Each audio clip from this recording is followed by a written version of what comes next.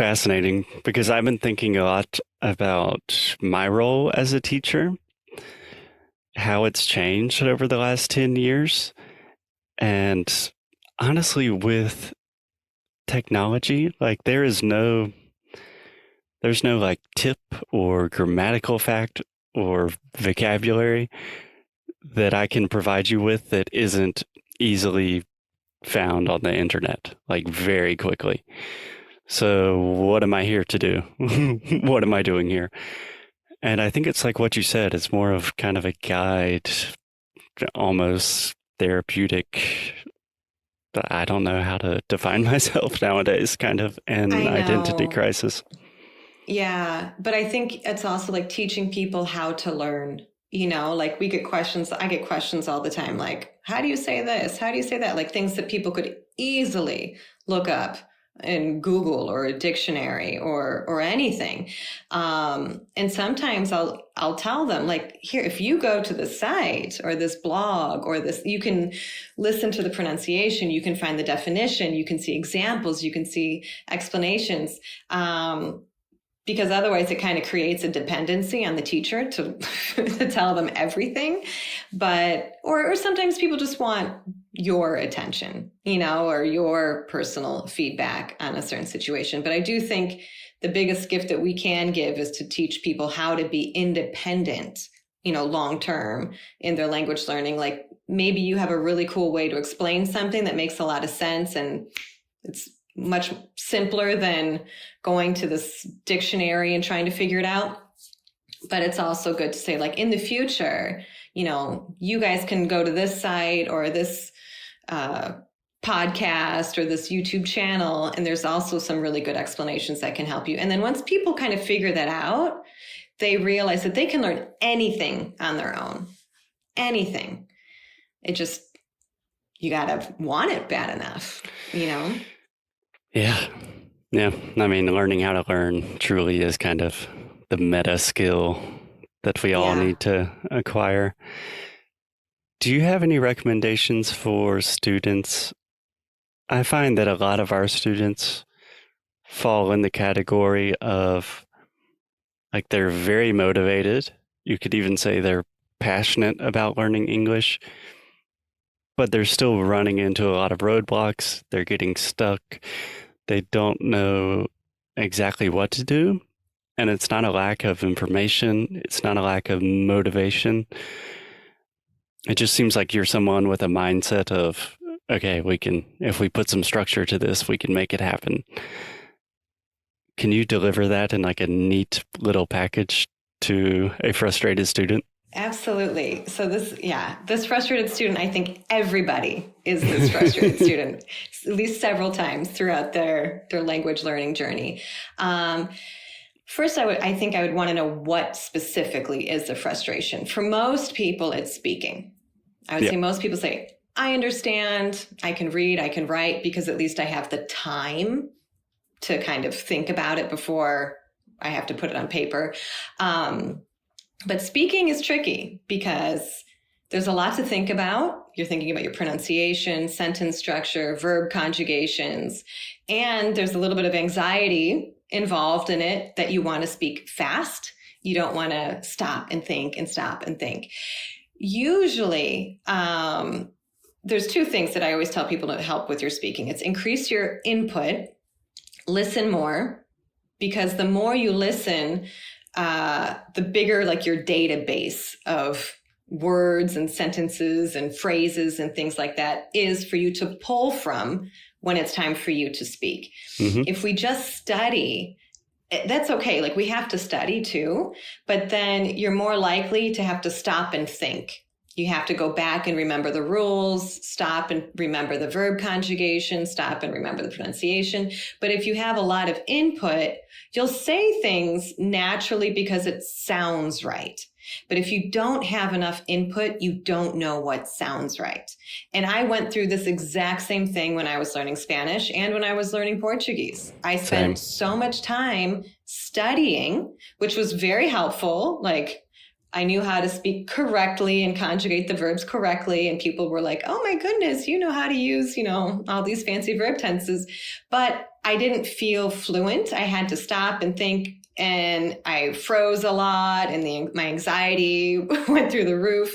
But once I just increased my input and I just relaxed and just kind of let it all soak in, ideally listening to the same thing over and over and over again. So even like this interview in English, listen to it 100 times. I promise every single time you listen to it, there will be something new that you didn't hear the first 99 times. And you'll be reviewing stuff that you listened to that was also new. So increasing your input is incredibly, incredibly helpful. And it's not that hard to do. There's a lot of cool things that you can listen to for free on the internet. And very low stakes. Like if you're just listening to something, there's no nervousness there. It can just be you and some headphones. Just sit back and relax. And the other thing is practice speaking. One thing that I really regret not doing, and this was also because when I started learning Portuguese, we did not have fancy iPhones. Like I moved to Brazil and I had one of those like click phones with no internet on it. A burner phone. Yeah, pretty much. But if we just get in the habit of every single day, grabbing your phone, hitting record, putting the date on it, and just speaking. No one has to listen to it. Just you. It's just for you to have so that you can go back and listen and realize like, oh my goodness, I've really improved. And if you don't know where to start, if you're just learning, spit out words. Say the words that you know. Red, cup, dog, cat. Describe the room you're in. Narrate what you do throughout the day. Talk about what you're worried about. It could be like a diary, an audio diary, whatever. It doesn't honestly matter what you talk about. It's just that physical practice of speaking is really, really helpful. Or even doing simple shadowing exercises, like people listening to this interview can pause and repeat. They could pause. People listening to this interview can pause and repeat, copying that same rhythm, that same intonation, the same everything, like an echo, but it just gets you practicing because it's also muscular, the position of your mouth and your tongue and things like that. The more you do it, the better prepared you will be. When someone comes and asks you a question in English, you'll be like, oh, I got this. I'm ready to go. But those two things I think are just so simple.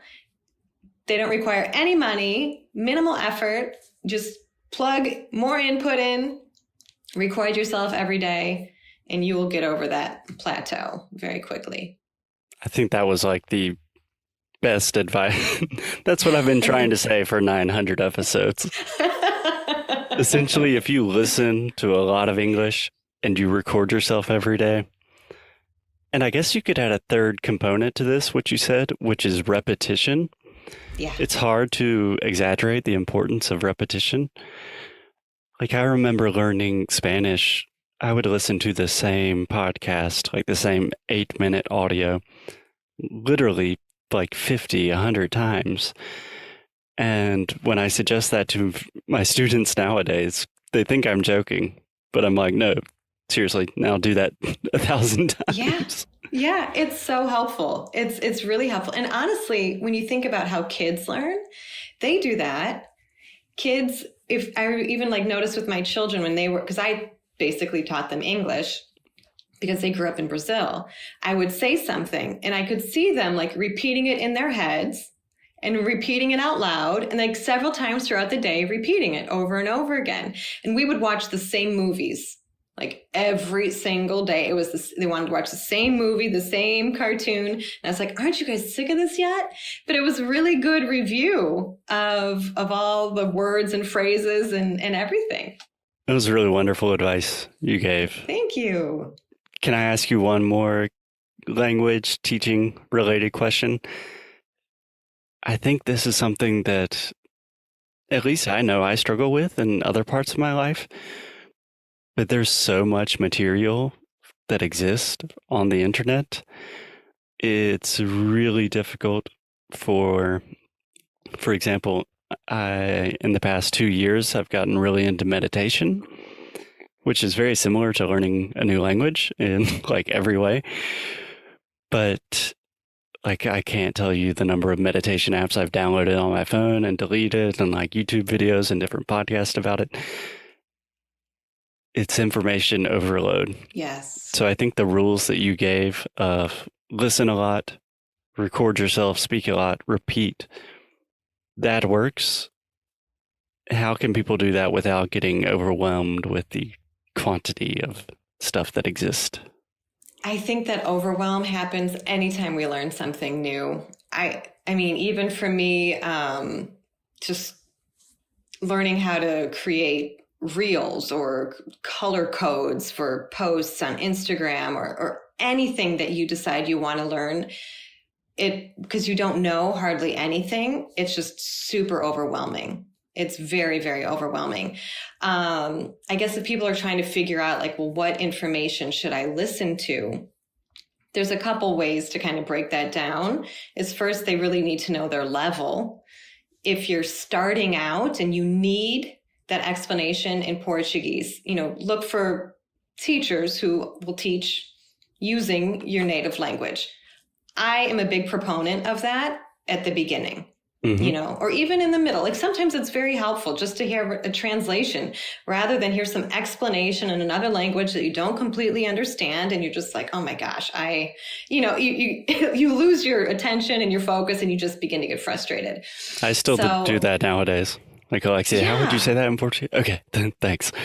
Absolutely. There's certain things like your native language. And I think that's another myth that, I've tried to debunk, and I know some other people are talking about it now, but this thing of like, stop translating or stop thinking in your native language. It's literally impossible while you're learning.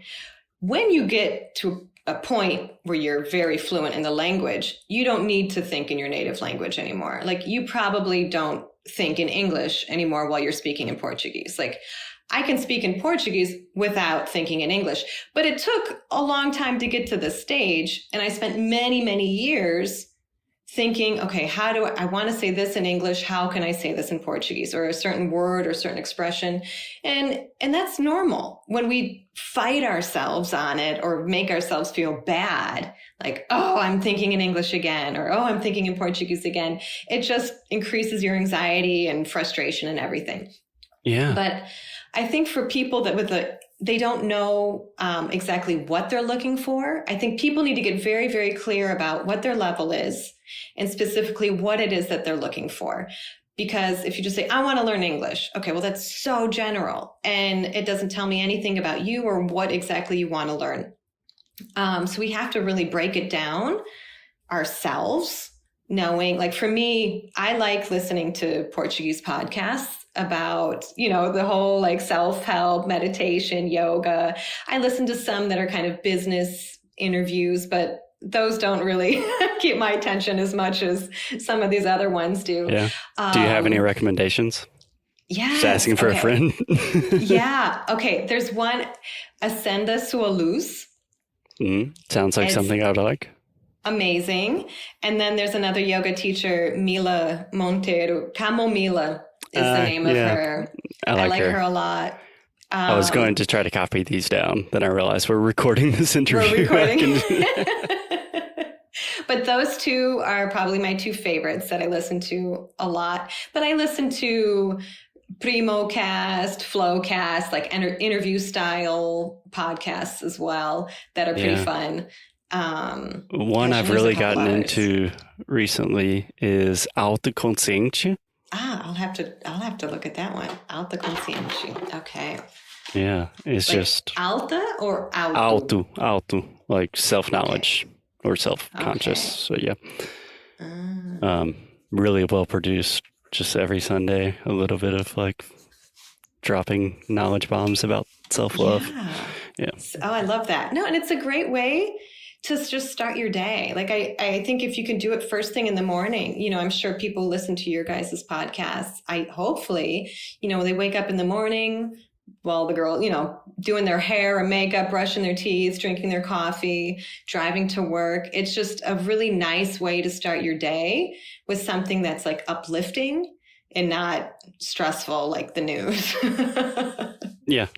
Do not watch the news first thing in the morning. Yeah. People that have listened to this podcast know that I'm a strong advocate of just cutting the news out of your life. Yes. And that will help your language skills. Yeah. And your general life outlook. Yeah. But I think, like you said, I think, to go back to your question of filtering out, I think people need to know really who they are and what they want. What's my level? What am I interested in? What do I need specifically? Pronunciation, grammar, vocabulary. And then you can start, niching it down and looking for specific channels. And unfortunately, you have to go through that filter process. Just like you said with the meditation apps, it helps to listen to recommendations from other people. But if something that we like or I like, it doesn't mean that everyone else is going to like it either. So you have to go through that filter process. There's been several podcasts that other people have recommended to me that I just didn't click with me. So I tried it and I'm like, this person kind of annoyed me, or I don't know, it just wasn't me, and that's okay. Then you just totally delete it and go on to the next one. But you have to be willing to go through that filtering process. It's just like with anything. Yeah. It's like I think dating. It's a lot like dating. There we go. You took the words out of my mouth.